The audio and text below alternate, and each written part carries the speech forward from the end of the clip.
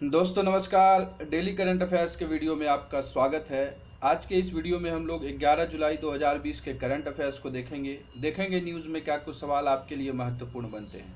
Video शुरू करने से पहले अगर आप मेरे चैनल पर पहली बार आए हैं तो इस चैनल को सब्सक्राइब करिए, साथ ही साथ बेल आइकन को प्रेस करिए ताकि मेरे द्वारा बनाई गई इन उपयोगी वीडियो का सीरीज़ आपके पास सबसे पहले पहुँचे। चलिए शुरू करते हैं आज का वीडियो।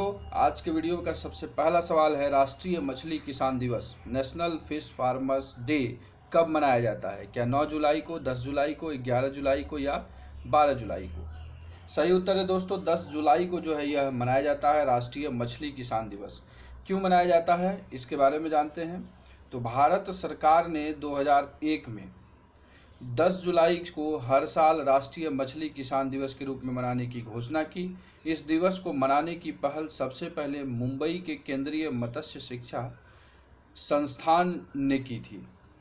दूसरा क्या है कि संयुक्त राष्ट्र की खाद्य और कृषि संगठन FAO जो संस्था है उसकी जो है global fish GLOB globe fish जो है के आंकड़ों के अनुसार दिसंबर 2019 में भारत दुनिया में दूसरा सबसे बड़ा एक्वाकल्चर निर्माता है। साथ ही भारत तीसरा सबसे बड़ा मछली उत्पादक देश भी है। तो ये देखा हम लोगों ने क्या राष्ट्रीय मछली किसान दिवस के बारे में। चलते हैं अब हम लोग अगले सवाल पर। दूसरा सवाल है, विश्व जनसंख्या दिवस कब मनाया जाता है? क्या 9 जुलाई, 10 जुलाई, 11 जुलाई या 12 जुलाई को?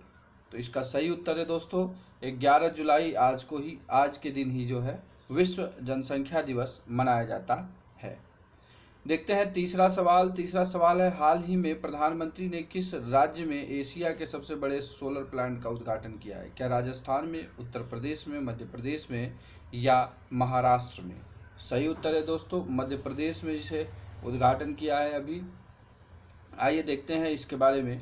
तो भारत के प्रधानमंत्री ने जो है नरेंद्र मोदी ने 10 जुलाई 2020 को 750 मेगावाट के एशिया के सबसे बड़े Rewa ultra mega solar plant का उद्घाटन किया है। आप पिक्चर में देख सकते हैं कितने सोलर प्लांट्स यहाँ लगे हैं।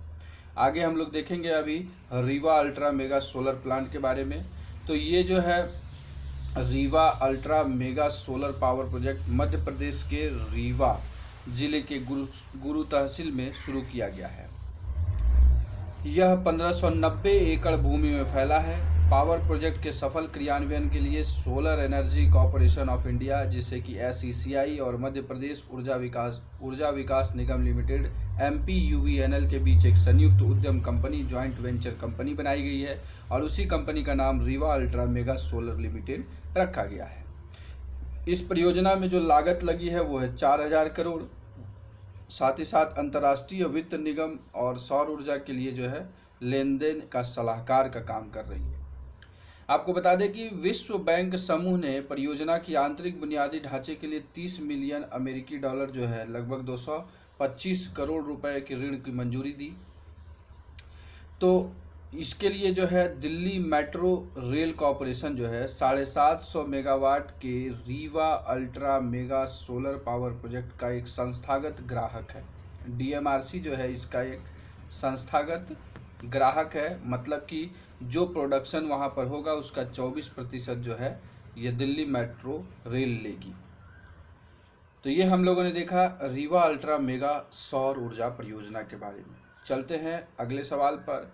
ट्रिपल वायरल सील्ड टेक्नोलॉजी के साथ दुनिया का पहला पुनः प्रयोज्य मतलब रीयूजेबल PPE किट किस देश ने लॉन्च किया है? क्या ये अमेरिका है, चीन है, भारत है या ब्रिटेन है?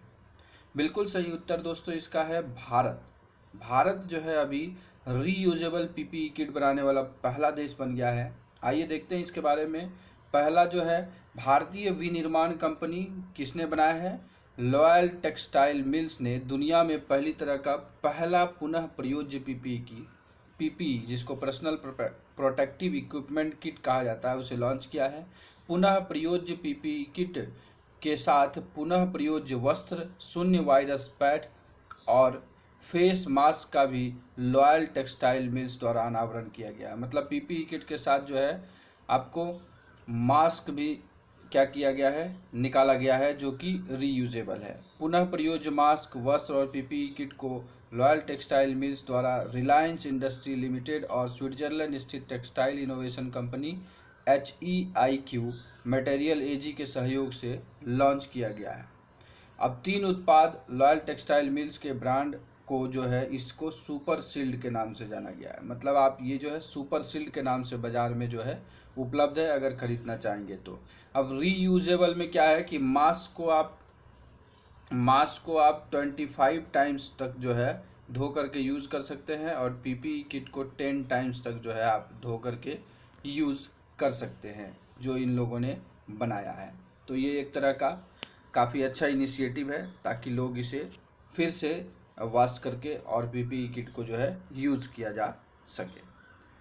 चलिए देखते हैं अब हम लोग 5वां सवाल। हाल ही में किसी संस्था ने ऊर्जा क्षेत्र में हाल ही में किस संस्था ने ऊर्जा क्षेत्र की स्थिरता और लचीलापन के लिए IEA के साथ जो है समझौता ज्ञापन को नवीनीकृत किया है, मतलब फिर से साइन किया है। पहले तो साइन था, उसमें कुछ और सुधार करके उसे नया बनाया है।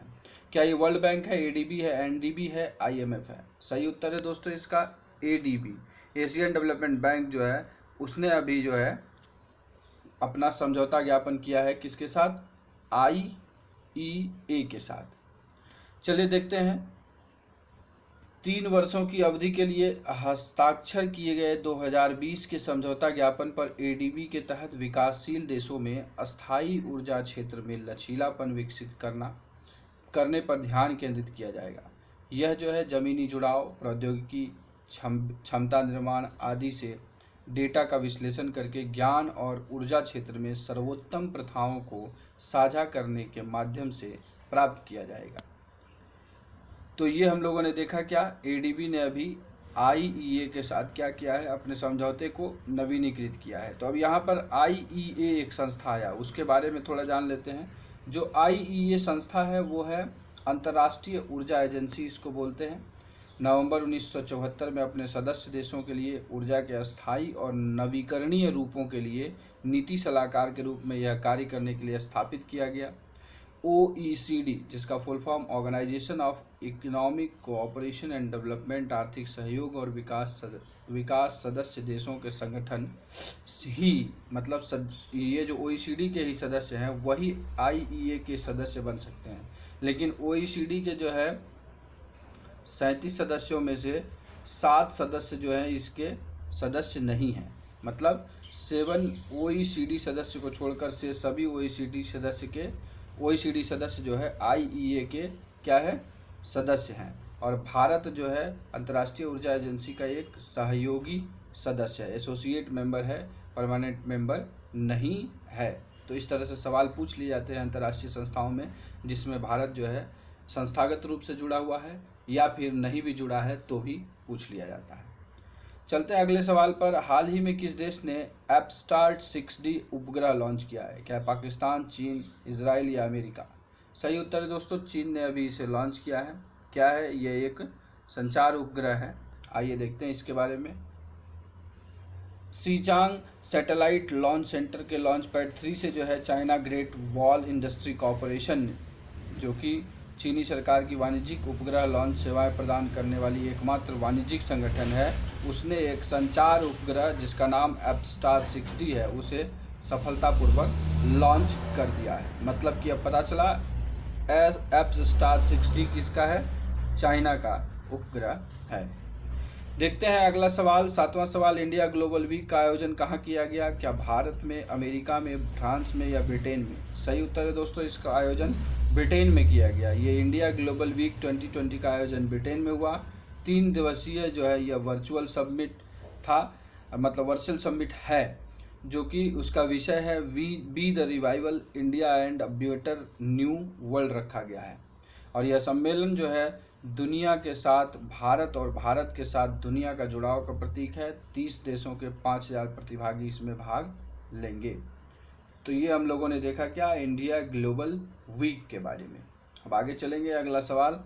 हाल ही में किस मंत्रालय ने AI आधारित असीम डिजिटल पोर्टल लॉन्च किया है? ASEEM, असीम डिजिटल पोर्टल। क्या ये उद्योग मंत्रालय है, MSME मंत्रालय है, कौशल विकास मंत्रालय है या ऊर्जा मंत्रालय है? सही उत्तर है दोस्तों, कौशल विकास मंत्रालय ने अभी इस इनिशिएटिव को लिया है। आइए इसके बारे में कुछ देखते हैं। सरकार ने कुशल देखिए यहाँ पर सरकार ने कुशल आजीविका के अवसरों को खोजने में मदद करने के लिए असीम पोर्टल को लॉन्च किया है। ये क्या है? कौशल विकास और उद्यमिता मंत्रालय ने कुशल आजीविका के अवसरों को खोजने में मदद करने के लिए असीम का फुल फॉर्म क्या है? आत्मनिर्भर स्किल्ड एम्प्लॉयर मैपिंग क्या है पोर्टल लॉन्च किया है। यह पोर्टल क्षेत्रों और स्थानीय उद्योगों की मांगों के आधार पर क्या होगा? श्रमिकों के वितरण को मैप करेगा और क्षेत्रों में कुशल कर्मचारियों की मांग पूर्ति की खाई को पाट देगा। मतलब कि इस मान लीजिए यहाँ इस सेक्टर में काम चल रहा है, ये ए नाम का सेक्टर है। मान लीजिए एक कपड़ा उद्योग है, यहाँ पर क्या है? स्किल्ड लोगों की ज़रूरत है ताकि जो बुनकर हैं बुनाई कर सकें। तो जिनको अगर इनको जो चाहिए उसके लिए ये असीम पोर्टल पर जाएंगे, देखेंगे स्किल्ड, और असीम पोर्टल पर काम करने वाले भी जाएंगे, देखेंगे उनको कि मेरे लायक काम कहाँ पर है, तो दोनों एक दूसरे से मिल जाएंगे। तो ये क्या होगा? मांग और आपूर्ति की खाई को पाट देगा, मतलब कम कर देगा। तो ये हम लोगों ने देखा असीम डिजिटल पोर्टल के बारे में। आइए देखते हैं 9वां सवाल, हाल ही में किस राज्य ने प्योर टू श्योर अभियान को शुरू किया है? क्या गुजरात, राजस्थान, मध्य प्रदेश या उत्तर प्रदेश? सही उत्तर है दोस्तों, राजस्थान की सरकार ने अभी प्योर टू श्योर अभियान शुरू किया है। किस लिए किया है?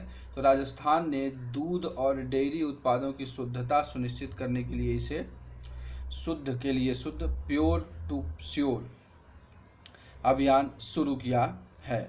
और ये जो है 1 सप्ताह का अभियान है, 8 जुलाई से 14 जुलाई तक चलेगा। और अभियान के तहत संभाग स्तर मतलब डिवीजन स्तर पर उपलब्ध खाद्य प्रशिक्षण प्रयोगशाला में प्रशिक्षण के लिए दूध और डेयरी उत्पादों के नमूने एकत्र किए जाएंगे और खाद्य सुरक्षा अधिकारी द्वारा दैनिक आधार पर नमूने की जानकारी खाद्य सुरक्षा अधिकारियों द्वारा प्रदान की जाएगी।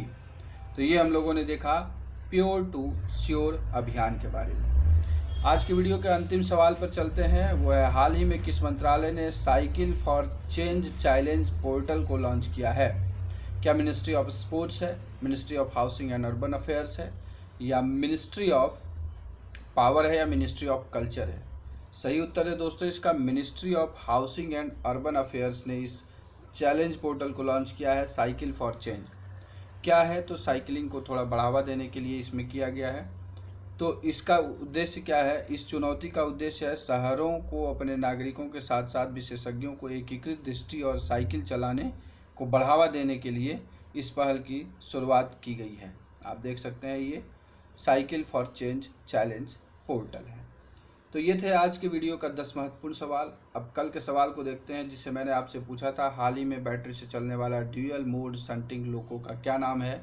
तो इसका सही उत्तर है दोस्तों नवदूत। सभी लोगों ने सही उत्तर दिया, बहुत लोगों ने डिटेल में उत्तर दिया। मैं फिर कहूँगा आप डिटेल में उत्तर दीजिए, जिससे कि आपकी जानकारी पूरी तरीके से सुनिश्चित हो जाए। तो चलते हैं हम आज के सवाल पर। आज का सवाल आपके लिए है, हाल ही में दक्षिण पूर्व एशिया के कौन से देशों ने रूबेला और मिजल्स बीमारी से मुक्ति पाली है? क्या वो भारत, श्रीलंका, म्यांमार, भारत, मालदीव या श्रीलंका व मालदीव है? इसका उत्तर आप कमेंट बॉक्स में डिटेल के साथ लिखेंगे। आपको अगर वीडियो अच्छा लगा हो तो इसे लाइक करिए, साथ ही साथ अपने दोस्तों के बीच शेयर करिए, और चैनल पहली बार आए हैं तो इसे सब्सक्राइब ज़रूर करिएगा। And at last, thanks for watching this video.